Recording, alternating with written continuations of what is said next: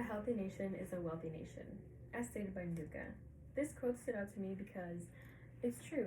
People in third world countries are not as healthy as people in first world countries, especially when it comes to diabetes. But why? Well, there's two reasons. One is economy, and the second is lifestyle.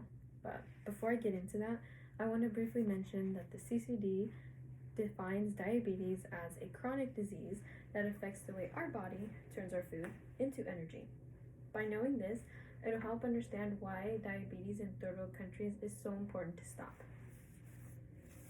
A nation's economy affects healthcare in terms of diabetes because when economy is bad, resources and supplies are scarce or too expensive. In Pakistan, 33% of people live below the poverty line, meaning they can't afford treatment.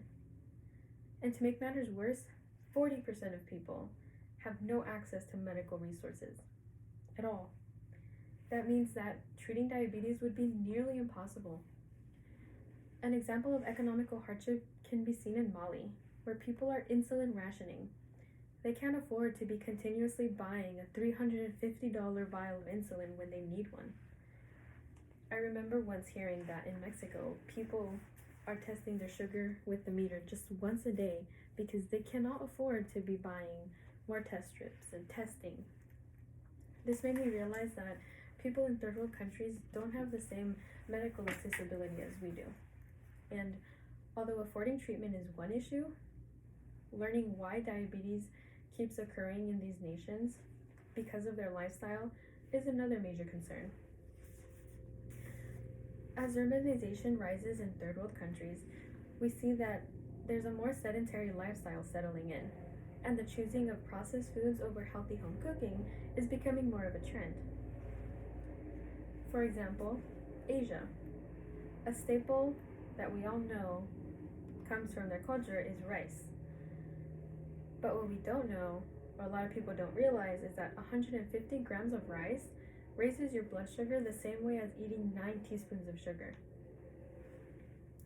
Studies in China have shown that because of the global liberalization of trade, these processed foods are becoming more easily accessible and they're cheaper than the actual fresh produce. Researcher Alexander Lindsay says that nutrition changes are occurring because of the choosing of the processed foods over these fresh produce. Because of these reasons, we can now see that for every one person that's diagnosed with diabetes, there are 4 others that are undiagnosed in these countries. Overall, diabetes is a hard-hitting issue in third world countries. Because of economic issues and hardship, and because of lifestyle changes, such as sedentary lifestyles and more urbanization, diabetes is on the rise.